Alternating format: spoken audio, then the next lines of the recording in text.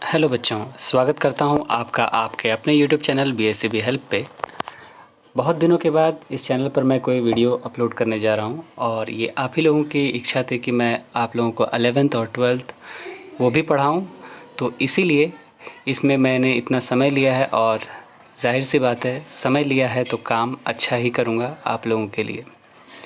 और इतनी देर से वीडियो अपलोड करने के लिए मैं आप लोगों से पहले क्षमा चाहता हूँ। और आप लोग अब धैर्य से इंटर की पढ़ाई शुरू करें और हो सके तो ज़्यादा से ज़्यादा अपने सभी दोस्तों को इसके बारे में जानकारी दें कि हम जल्द ही अब पढ़ाई शुरू कर रहे हैं और अपनी पढ़ाई को हम यहाँ से शुरू करते हैं सिलेबस की जानकारी से। तो इससे पहले कि आप अगर इस चैनल पर नए हैं तो वीडियो को ज़रूर लाइक करें, चैनल को सब्सक्राइब करें और साथ ही साथ बेल आइकन को दबाना बिल्कुल ना भूलें, क्योंकि अब वीडियोज़ रेगुलरली आएंगी और नोटिफिकेशन आना ज़रूरी है ताकि आप उसे पढ़ सकें। तो चलिए बिना देरी के वीडियो की शुरुआत करते हैं। आप यहाँ सिलेबस देखने वाले हैं 11th और 12th के लिए कि कैसे एग्ज़ाम में क्या पूछा जाता है, कितने नंबर का पूछा जाता है और ये कब कहाँ और मतलब कितना होता है, ठीक है, कैसे कैसे पूछा जाता है, यहाँ इसकी बात करेंगे। तो सबसे पहले आप तो जान ही रहे हैं, अभी आप लोग ने बोर्ड एग्ज़ाम दिए और मैं आपको धन्यवाद भी नहीं दे पाया आपके रिज़ल्ट के लिए। तो आप लोगों के रिज़ल्ट के लिए मैं सबसे पहले आप लोगों को बहुत बहुत तहे दिल से धन्यवाद देता हूँ और आपके उज्ज्वल भविष्य की कामना करता हूँ। और अब हम आगे की पढ़ाई पर ध्यान देते हैं कि टाइम वही 3 घंटे 15 मिनट रहेंगे और फुल मार्क्स 100 रहेगा। टोटल नंबर ऑफ़ क्वेश्चंस देखिए, यहाँ पर मैंने 100+7 या फिर 60+7 कहा है। यहाँ ऐसा इसीलिए क्योंकि इस बार बिहार सरकार के निर्णय के अनुसार जो है ऑब्जेक्टिव की संख्या बढ़ा दी गई थी, 100 कर दी गई थी, जो कि जनरली 60 रहती है और 60 में से आपको 50 बनाना होता है। लेकिन इस बार इंटर में और 10th में दोनों में बढ़ा दिया गया था। तो उम्मीद है कि जैसे इस साल भी कोरोना की स्थिति वैसी ही लग रही है, तो ये भी हो सकता है कि इस साल भी क्वेश्चन की संख्या 100 ही हो। लेकिन आप 100 की तैयारी ना करें, आप ये समझें कि क्वेश्चन कम रहें, क्योंकि स्थिति धीरे धीरे सामान्य होने की कगार पर है, केसेस अब घट रहे हैं, ठीक है। तो चलिए क्वेश्चन के पैटर्न को देखें। क्वेश्चन पेपर जो है आपके 2 सेक्शन में डिवाइड होते हैं। Question paper is divided into 2 sections. Section A में आपका ऑब्जेक्टिव टाइप क्वेश्चन रहेगा, जबकि सेक्शन बी में आपका जो है डिस्क्रिप्टिव टाइप क्वेश्चन रहेगा। In section A there are 100 objective types question, ठीक है। सेक्शन ए में आपको 100 ऑब्जेक्टिव टाइप क्वेश्चन मिलेंगे या फिर 60 भी मिल सकते हैं, जैसा कि मैंने आपको कहा है, जिसमें से आपको केवल 50 ही बनाने हैं, ठीक है। और सेक्शन बी में 7 डिस्क्रिप्टिव टाइप क्वेश्चन होंगे। तो ये कैसे होंगे ये क्वेश्चंस, इसको अब देखते हैं कि ये ऑब्जेक्टिव क्या रहेगा, सब्जेक्टिव क्या रहेगा, इस पर भी चर्चा करें। तो सबसे पहले अब हम आते हैं यहाँ पर सेक्शन ए पर। सेक्शन ए पे आप देखें कि क्या क्या पूछा जा सकता है परीक्षा में।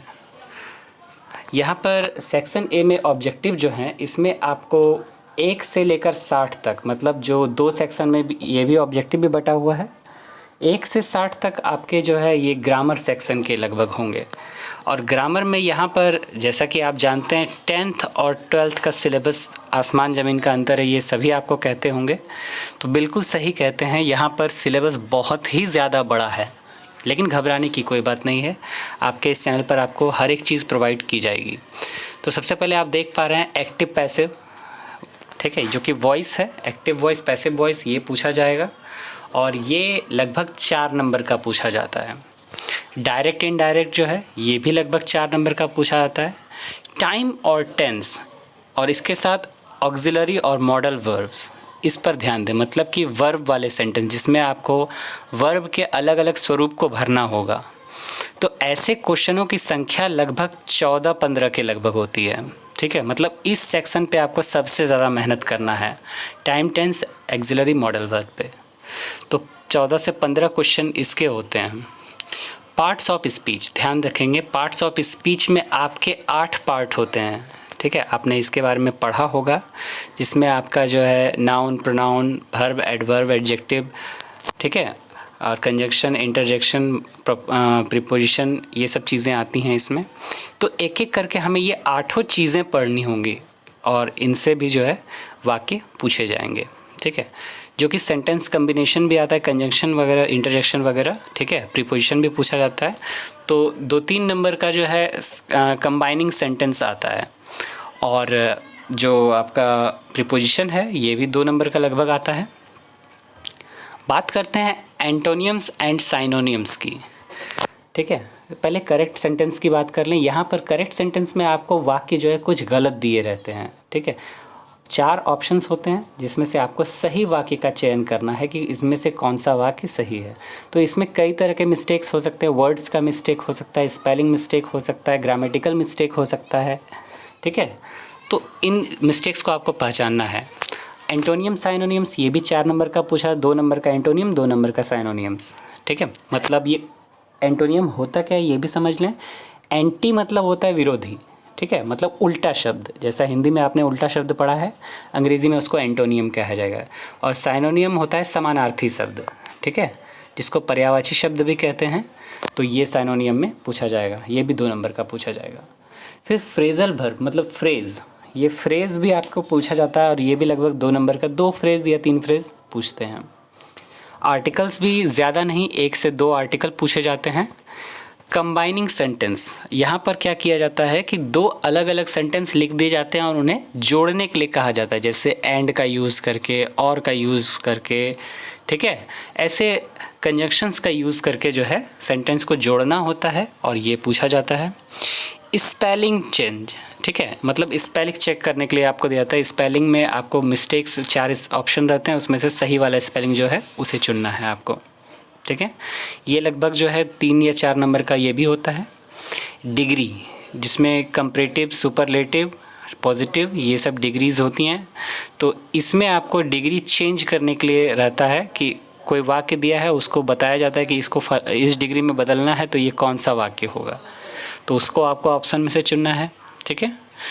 रिमूवल ऑफ टू, जिसको रिमूव टू कहते हैं आप, वो भी पूछा जाता है 2 नंबर का। क्वेश्चन टैग 2 नंबर का, ठीक है। 1 वर्ड सब्स्टिट्यूशन, अनेक शब्दों के लिए एक शब्द, ये आपने हिंदी में पढ़ा है, इंग्लिश में उसे OWS 1 वर्ड सब्स्टिट्यूशन कहते हैं, या फिर 1 वर्ड फॉर द सेंटेंस भी कहा जाता है, वो पूछा जाता है। और फिर इंटरचेंज ऑफ सेंटेंस, मतलब एक वाक्य दे दिया जाएगा, उसे आपको कहा जाएगा कि आप उसे बदलें, चाहे वो कह दे कि निगेटिव बदलिए, इंट्रोगेटिव में बदलिए, एक्सक्लेमेटरी में बदलिए, अफर्मेटिव में बदलिए, जिसमें भी बदलने के लिए कहा जाएगा आपको उसे बदलना है। और फिर है लास्ट ऑड वर्ड्स, मतलब 4 शब्द दिए रहेंगे, उनमें से जो एक शब्द सबसे अलग होगा उसे ढूंढना है।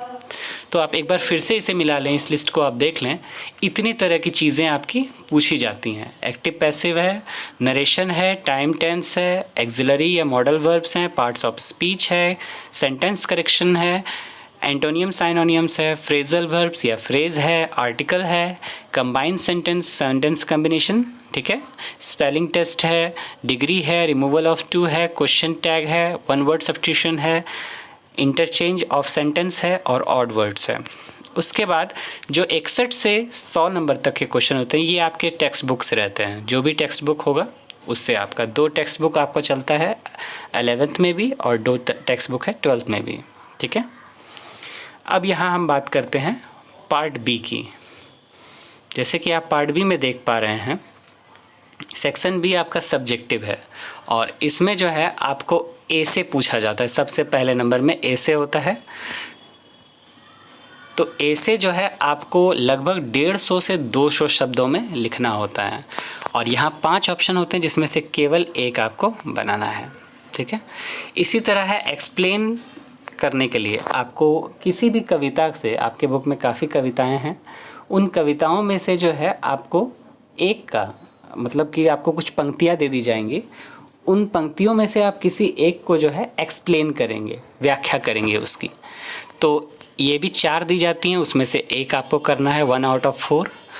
और फिर एक्सप्लेन आता है प्रोज सेक्शन से, मतलब जो कहानी आप पढ़ेंगे उसमें भी कुछ पंक्तियां दे दी जाएंगी और उसको एक्सप्लेन करने के लिए कहा जाएगा कि लेखक उन पंक्तियों से क्या कहना चाहते हैं। फिर बात करते हैं एप्लीकेशन लेटर की। तो ये आपका 2 होता है जिसमें से कोई एक लिखना है। एप्लीकेशन या लेटर में से जो भी हो वो आप लिखेंगे, ठीक है। क्वेश्चन आंसर की बात करें तो ये 10 दिए जाते हैं, जैसे कि आपको 10th क्लास में भी था, 10 था, उसमें से 5 बताना था। 2-2 नंबर का ये भी होता है और ये 40 से 50 शब्दों में इसका उत्तर देना होता है। और यहाँ छठे नंबर क्वेश्चन में यहाँ पर आपको काफ़ी सारी चीज़ें होती हैं, लेकिन हल्की होती हैं, जैसे समरी लिखने। समरी आपको ध्यान रखें बच्चों, ये परीक्षा में पूछा ही जाता है, पोएम से और प्रोज से भी, ठीक है। तो आपको मैं हर लेसन का समरी दूंगा, जिससे कि आपको याद रखना है और परीक्षा में उसे लिखना भी है। समरी में पोएम जो है आपको दिया जाएगा और ये आपको 3 से 4 दिए जाते हैं, जिसमें से कोई एक आपको लिखना होता है। ठीक समरी जो है आपको प्रोज सेक्शन का भी होता है, जिसमें से आपको जो है 3-4 में से कोई एक लिखना होता है। नोट लिखने के लिए आता है एक बुक जो है आपकी इंग्लिश के लिए, जो कि इंग्लिश लैंग्वेज पे डिपेंडेंट है, ठीक है। वो लैंग्वेज वाली बुक से जो है एक नोट लिखने के लिए आता है, जो कि अंग्रेज़ी के ऊपर ही नोट लिखना होता है कि भारत में अंग्रेज़ी की स्थिति कैसी है, इंग्लिश का भविष्य कैसा है, ऐसी चीज़ें आपको नोट लिखने के लिए आती हैं। और फिर मैच करने के लिए आता है प्रोज सेक्शन से। प्रोज सेक्शन में क्या मैच करने, तो यहाँ ध्यान दीजिए 10 नंबर आपके पक्के हैं। दोनों जो मैचिंग है यहाँ पर आप देख पा रहे हैं, प्रोज और पोइट्री, 10 नंबर यहाँ से पक्का है, क्योंकि यहाँ पर आपको स्टोरी और राइटर का नाम याद करना ही है। आप देख रहे हैं प्रोज सेक्शन मतलब 5 कहानियों के नाम होते हैं और उनके राइटर के नाम होते हैं, 5 पोइट्री के नाम होते हैं और उनके राइटर के नाम होते हैं। अगर ये आपने अच्छे से याद कर लिया तो 10 नंबर यहाँ से पक्का है, ठीक है। और फिर ट्रांसलेशन होता है, जिसमें कि इसकी संख्या भी 8 होती है और उसमें से आपको कोई 4 बनाना होता है, ठीक है। और पैसेज या प्रीसेज, पैसेज में क्या होता है कि आपको एक पैसेज आपने तो बनाया भी है 10th में, पैसेज आपको पढ़ करके उनमें दिए गए प्रश्नों को बताना होता है। 4 होते हैं, जिनमें से मतलब कि चारों प्रश्न का उत्तर देना होता है। पैसेज बनाइए या प्रीसेज बनाइए। प्रीसेज में क्या होता है, आपको एक गद्य दिया जाता है जिसे आप पढ़ें और उसको आप सारांश में लिखें। उसमें आपने क्या समझा उसके अर्थ को सारांश में लिखें और उसको एक सूटेबल टाइटल दें, मतलब उसका हेडिंग क्या होगा ये भी आप दें। तो ये प्रीसेज इसमें पूछे जाते हैं। तो मैं नंबर की जब बात करूंगा कि यहाँ पर कितने नंबर का कौन सा पूछा जाता है, तो आप ध्यान दें। एक तरफ से मैं बताता हूँ, एसे है। एसे जो है आपका ये 8 नंबर का पूछा जाता है, सबसे नंबर का यही है। उसके बाद एक्सप्लेनेशन करने के लिए ये 4 नंबर का होता है और ये भी एक्सप्लेनेशन जो है जो प्रोज सेक्शन का ये भी 4 नंबर का होता है। तो 8 4 12 4 16। लेटर एप्लीकेशन 5 नंबर का होता है, 16 5 21 हो गए। क्वेश्चन आंसर 10 नंबर का होता है, 21 10 31 हो गया। और यहाँ पर जो ये है जो 6 चीज़ें हैं, ठीक है, समरी 2 गो है, 2 गो मैचिंग है, एक नोट लिखना और ट्रांसलेशन, कुल मिलाकर इसमें से 6 में से जो है आपको 3 ही बनाने हैं। तो अगर आप इसमें मैचिंग वाला कर लेते हैं और ट्रांसलेशन कर लेते हैं तो आपको समरी याद करने की ज़रूरत नहीं पड़ेगी, तो ये आपके लिए बहुत हल्का हो जाएगा। तो ये अगर आप कर लेते हैं तो 15 नंबर आपको यहाँ से आ जाएंगे। तो 21 और 15 हो गए 36, ठीक है। और सॉरी 21 नहीं 31 था, 31 और 15 हो गए 46 और 4 नंबर का आपको पैसेज या प्रेसेज होता है। तो कुल मिलाकर के 50 नंबर इधर से और 50 नंबर आपके इधर से, ठीक है। तो कुल मिलाकर 100 नंबर का आपका ये होता है इंग्लिश का एग्ज़ाम। और इसी आधार पे आपको पढ़ना है, हर एक चीज़ यहाँ पर आपको इस चैनल पे पढ़ाई जाएगी। तो बिल्कुल निश्चिंत होकर इस चैनल से जुड़ जाएं, अपने दोस्तों को जल्दी से जोड़ें और शेयर करें वीडियो को जितना ज़्यादा हो सके, क्योंकि अब वीडियोस लगातार आएंगी। मैंने आप लोगों से वादा किया और ये वादा मैं ज़रूर निभाऊंगा। 11th 12th को आपको ज़रूर पढ़ाऊंगा मैं। तो तब तक के लिए आप अपना ख्याल रखें, कोविड काल में ध्यान से पढ़ें और मैं आपको डिटेल्ड वीडियो ही दूँगा, तो निश्चिंत होकर पढ़ें। तब तक के लिए अपना ख्याल रखें, धन्यवाद। वीडियो को लाइक करना ना भूलें, शेयर करना ना भूलें और चैनल को सब्सक्राइब करना बिल्कुल ना भूलें। बेल आइकन को ज़रूर दबाएं। धन्यवाद।